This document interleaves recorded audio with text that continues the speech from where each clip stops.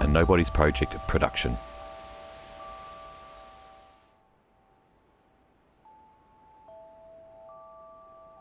One of the most impactful actions we can do to build a better future is to prioritise the teaching of our children and youth.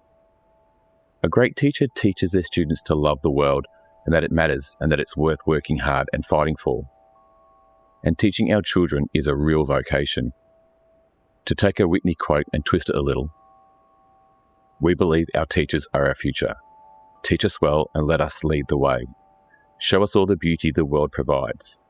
Give us a sense of pride. Yeah, well, that's enough of that. For it is without good teachers that our future, our children, won't have those crucial moments, those little sparks that go on to start careers and pursuits of passion.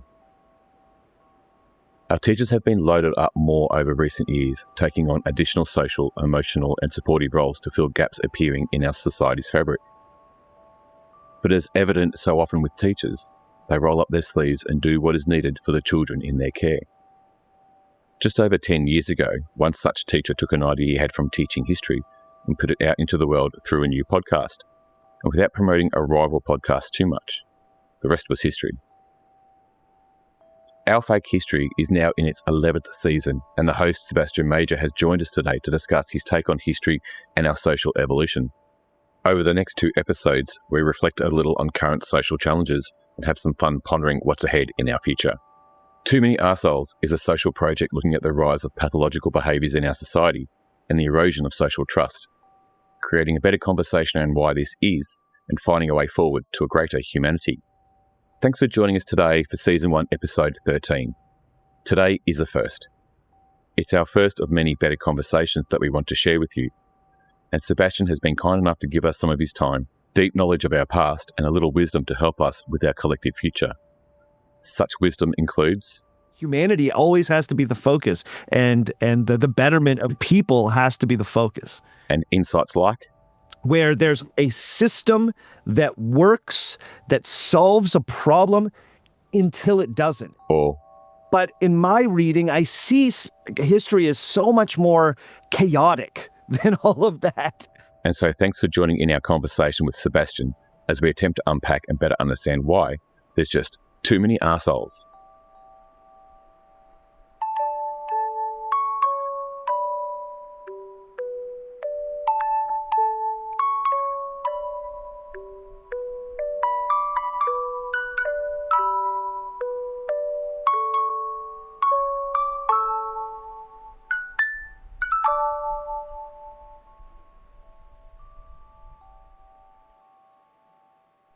Thanks for being available. I just wanted to probably frame this one up. Your podcast, our Fake History has been around for... I'm on my 11th season, so I started the podcast in the my summer of 2015, so July of 2015, yeah. So, and obviously that's been a testament to the work that you've done, and you were a school teacher beforehand.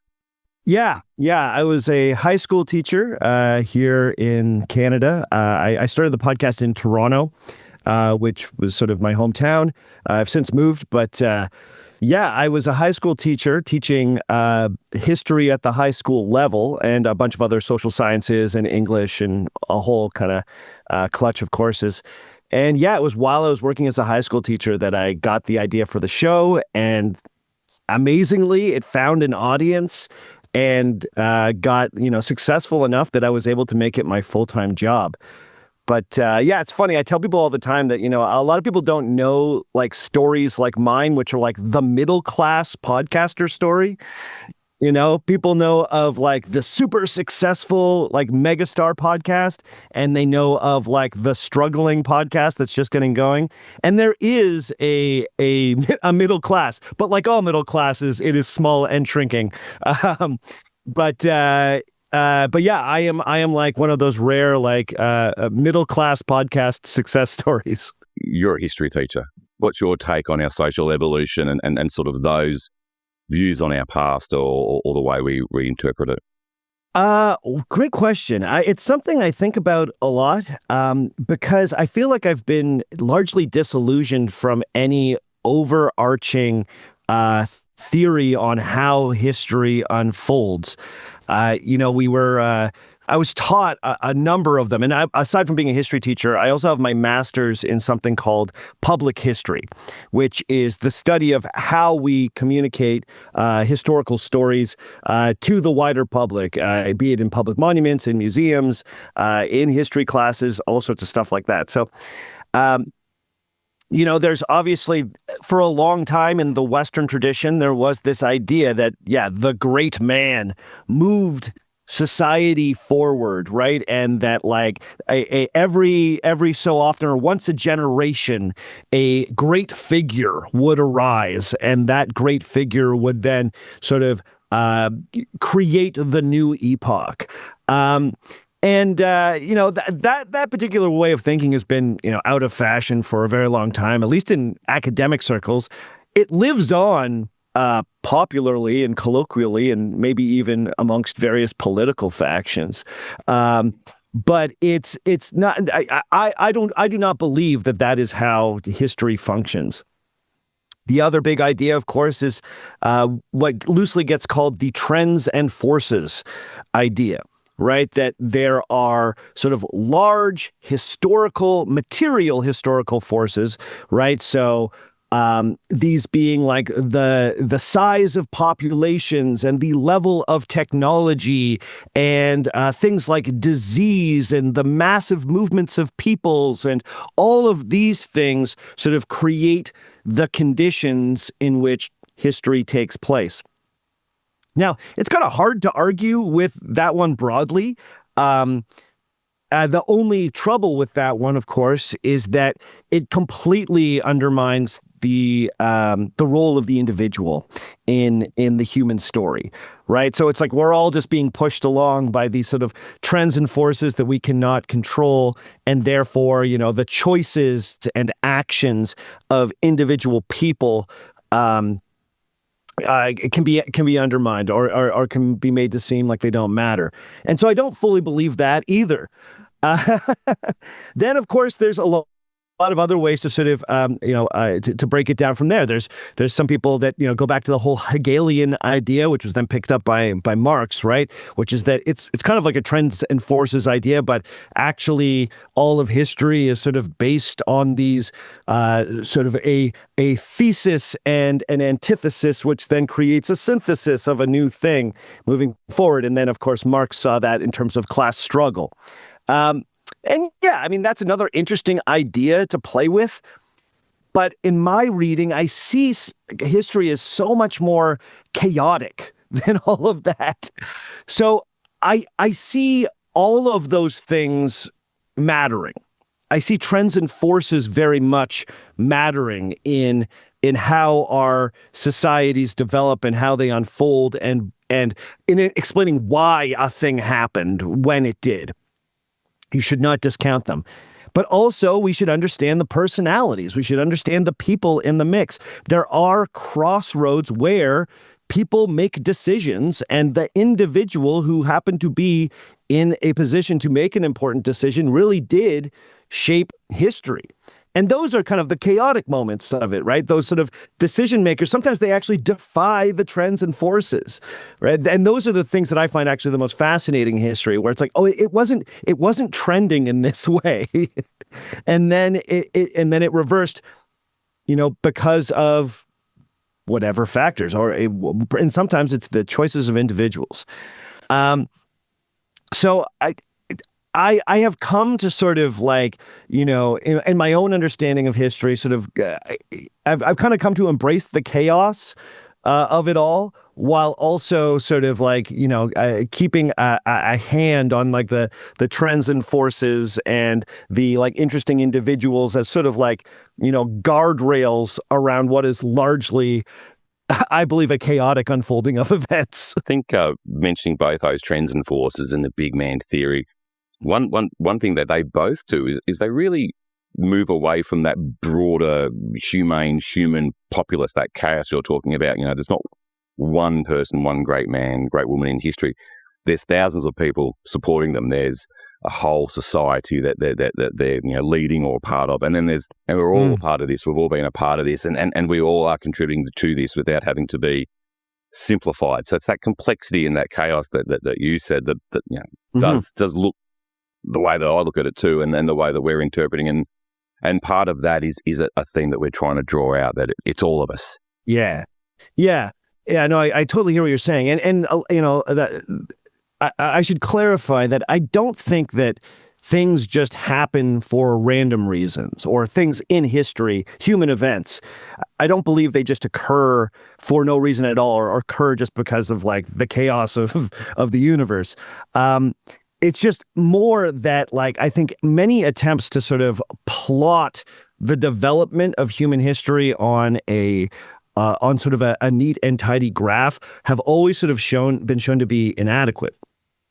So, like, for instance, for a couple centuries, there was the popular belief that humanity was progressing. This is what they call Whig history, right? And that, like, we were on a trajectory. And for those of your listeners out there that don't know the history of this, but this would be like an idea that gets popularized around the late 1600s, really gets picked up in Britain as Britain is sort of coming into its own as a global power. And it's this idea that, like, humanity is on a path that is moving from darkness to light, from superstition to rationality, from simplicity to complexity, from tyranny and authoritarianism towards greater liberty and freedom, right? And that this thrust of history was inevitable. This was just going to happen no matter what. And it was just happening in different nations around the world at different times and in different ways, right? And so now this could very quickly be perverted and taken by, a powerful group like, European imperialists, and go like, well, because we are further along on this, beautiful chain of development, we then have the right to oversee the rest of the planet, which is not at that stage, the same stage of development. And in fact, and by the time you get to the late 19th century, you have all this talk of like, actually, it is our duty to help civilize this world. And it actually, that is our burden. And so, but that idea very quickly breaks down as soon as you kind of take an even longer view of history. And you go, yeah, things are not always progressing. Things regress, things go sideways, things plateau. And also, what's to say that a specific style of living is superior to another? Like, for instance, why is industrial society to be assumed to be a better way of living than, a more pastoral way of life, right? In that kind of like progress theory, it's just assumed that if you're like a hunter and gatherer, your life sucks,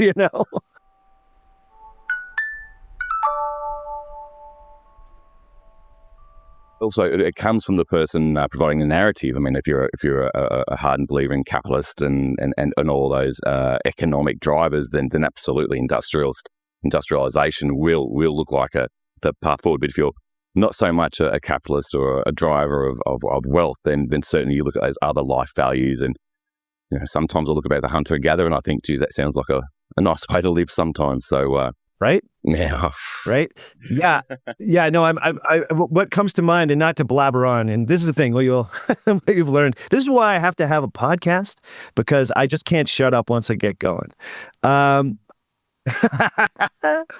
But like, a while back on my show, I looked at the very popular book, Guns, Germs, and Steel, right? The Jared Diamond book. Yeah, exactly. And, I did my best to sort of give a thoughtful going through of perhaps the most like popularly read, mass theory of history, at least around like the millennium time, right?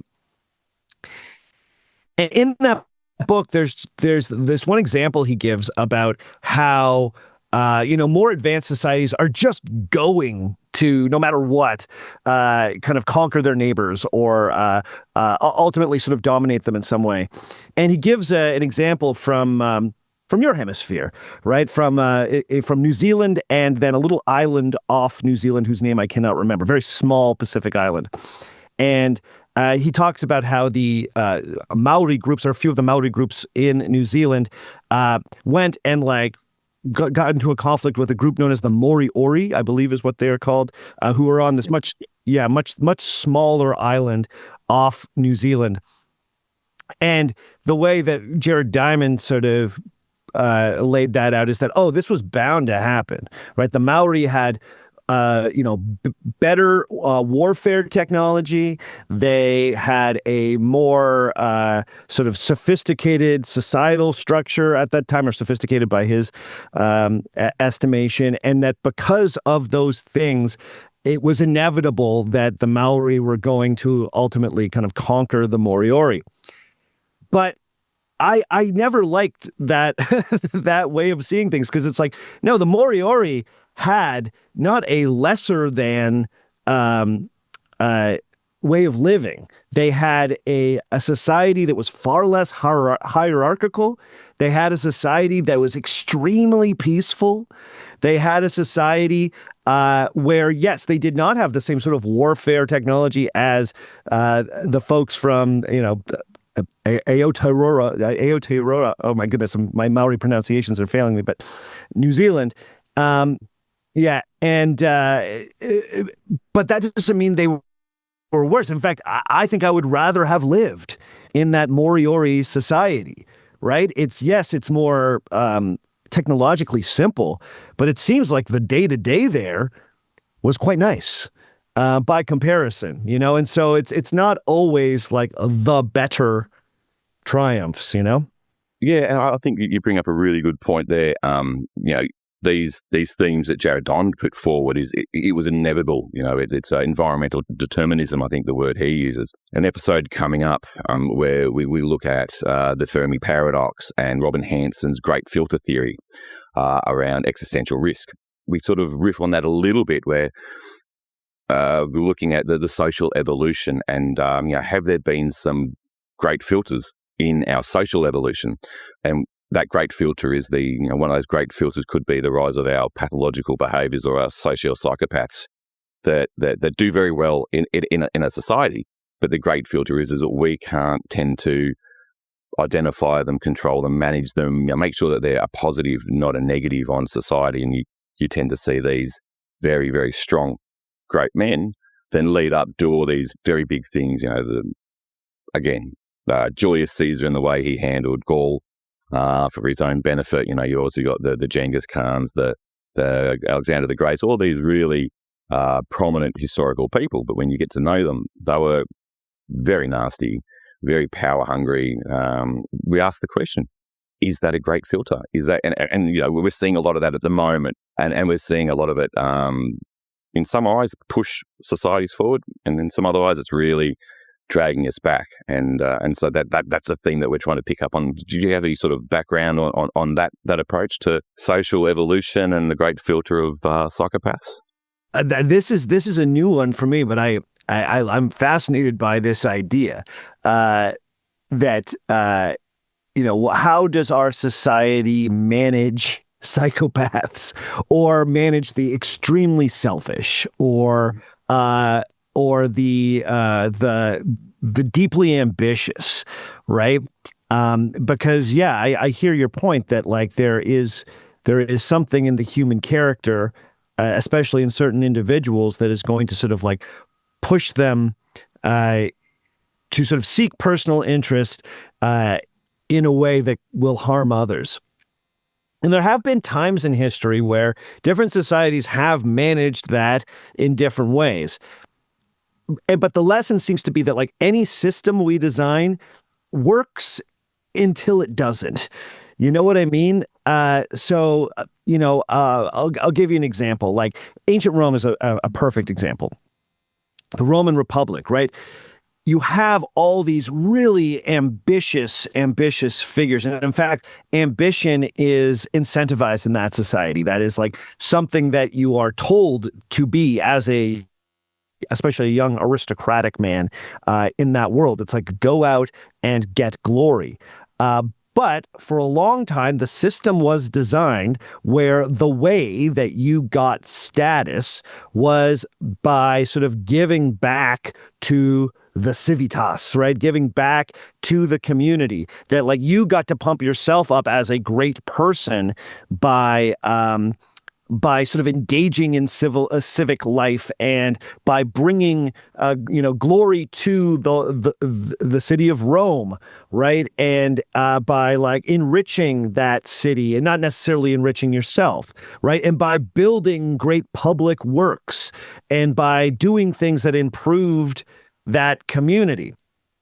And that works until it doesn't, right? Because there is this sort of way that ambition is sort of shared in the Republic, and then you get a smaller and smaller and smaller oligarchy in that society as more, fewer people want to sort of hoard more status, for lack of a better term, not only wealth, but actually very much status, right, for themselves until there can only be one, right? And so the very system that seemed to sort of mitigate, I think, this impulse that you're sort of talking about there eventually eats itself, right? Or, I mean, here's another example, skipping ahead a few centuries, right? Louis XIV and Versailles, right? Yeah. So, clearly you've thought about this one before. But like the idea of Versailles is I am essentially going to tame my aristocracy by throwing a non-stop 365-day party at the coolest house you've ever been to in your life, right? And so instead of there being sort of these ambitious lords in France who are forever feuding with each other and trying to break away from the sort of central French government or French monarchy, and who are causing sort of discord, and their own ambition is sort of pushing them towards societal discord, Louis XIV's great, innovation is like, all right, I'm going to invite all of you to my amazing house. It's going to be a crazy party. You're going to want to go to the party. And now the way that you get status is by like being the guy that gets to put on my shoes. Right? And lords are tripping over themselves to be, the first one to like pass the butter knife at the table or whatever. All the little sort of mini honors exist within Versailles, right? And this works for a little while, right? Like it works in the job of taming the aristocracy and centralizing the French state. If you think that's a good thing, we could debate if that's a good thing or not. But sure, let's call it, for the sake of argument, let's call it a good thing in that it keeps France itself a bit more peaceful. And so like basically sort of mitigates again that thing we were talking about, that like ambition thing, until you get to the point where now I skip forward a couple generations, and our sort of landed nobility doesn't do any of the stuff that they used to do when they were actively sort of administering their kind of fiefdoms, right? And now they are even more obviously sort of leeches off the system who do nothing but party at Versailles, right? And so now that very thing that perhaps created societal harmony is now actively undermining it. So, I see these examples throughout our history where there's a system that works, that solves a problem until it doesn't. And I don't know if we've ever had a system that has worked, perfectly for very long. I mean, I think, we could go back, we could try and point our finger at some examples that perhaps created longer periods of peace, quality of life, prosperity. but none have been forever. And that's humanity, I think. We naturally set these structures up and then we naturally leapfrog them. Yeah. And one of those themes that I often see, and I don't really pick up too much, but it's the need for constant review and change. We create a system and then the humans adapt to the system and start to, leverage it for their own means. And then we create a new system. And then if we can't keep that review and change, and I think the 21st century is a great example of that. It's been massive change. Yeah. We don't need to list them. They're a mile long. And we're still using predominantly social structures that we put together about 100 to 200 years ago in the forming of these new commonwealths. Seeing this cyclic, change, and I don't believe that there is any perfect system. I mean, it's more about what do we need to move forward, and when we put something in place, how's that going, and does it need to change? And obviously, digitalization and online and social media has created a huge test for our infrastructure. And in Australia, we've just had our first social media ban for under 16-year-olds. Yeah. I'm watching that play out, and it's fascinating and interesting. It hasn't really made a difference, to be honest. Kids are smarter than they just get around it. They figure out a way around it. 24 hours. So there you go. Right. 24 hours. But what it is, and it was never designed for predominantly the current 13, 14-year-olds. It's more for the 5 to 10-year-olds right, who are coming into that space. And so as they're asking Mum, "Oh, can I have an iPad?" and Dad, and we say, "Well, actually, legally, no." That's right. Well, that does help. Yeah, no, and I believe I get that. I'm fascinated by that. I know I saw that Australia had passed that legislation, and I've been very curious to see if it's actually worked. But I like your point that, I have young kids myself, so I think about that a lot, about how to, properly have them engage with technology and, with it being, without it, kind of completely, warping their mind, but also without limiting it so much that they're like social pariahs,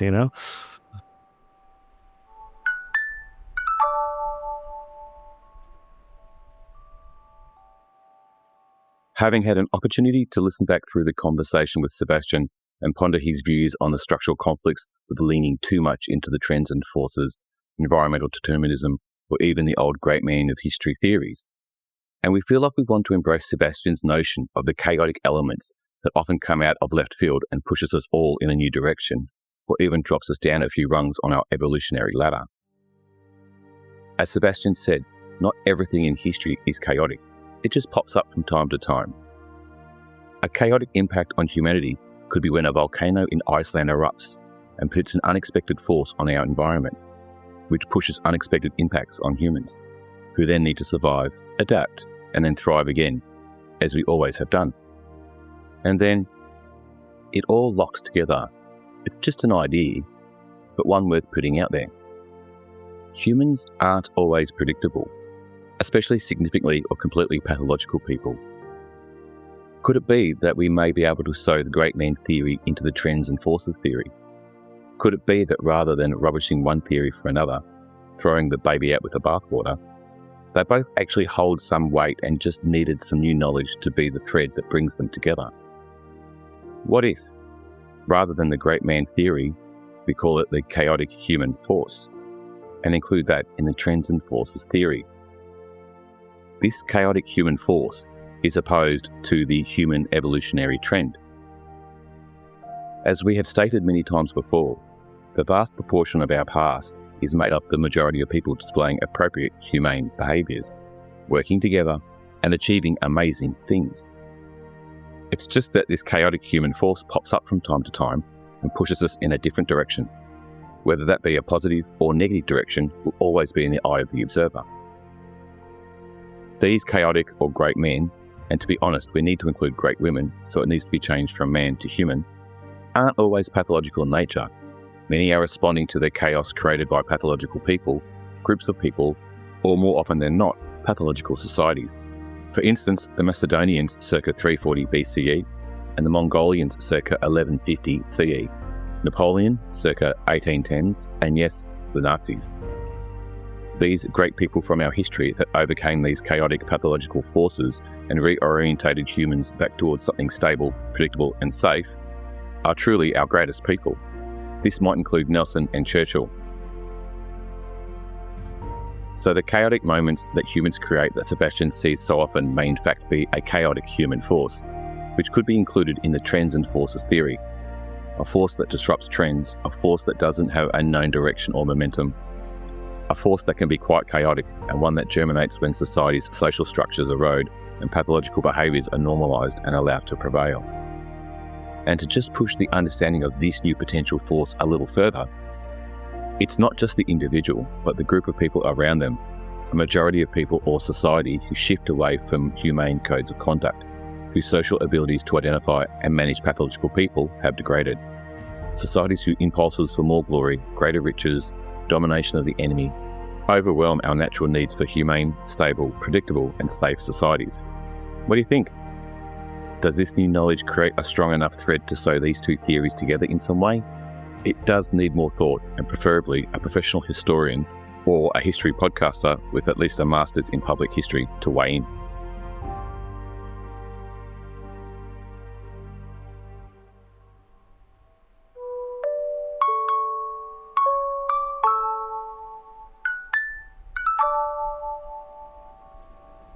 Thanks again for taking the time to join in our conversation with Sebastian. We pulled back the covers on Our History is Taught and had a little fun discussing social challenges and disruptions. A key message coming out of this conversation is the importance of teachers, that we enable them to inspire our children and youth to want to love and contribute to our collective futures. We highly recommend Our Fake History as a fun and intelligent family-friendly look at our histories and explore what is really out there and what is myth. We'll put a link to his website in our show notes. To support this project, you can go to our Patreon page where you can get more information on the project and support us. You can also join our Patreon group and get early and ad-free episodes, as well as other benefits. You can also like, subscribe and review the podcast to help spread the conversation. And the best way to support us is to share the podcast with your family, friends and colleagues so you can have a better conversation with them. Until we catch up again, give a shit about our planet and just please, don't be an arsehole.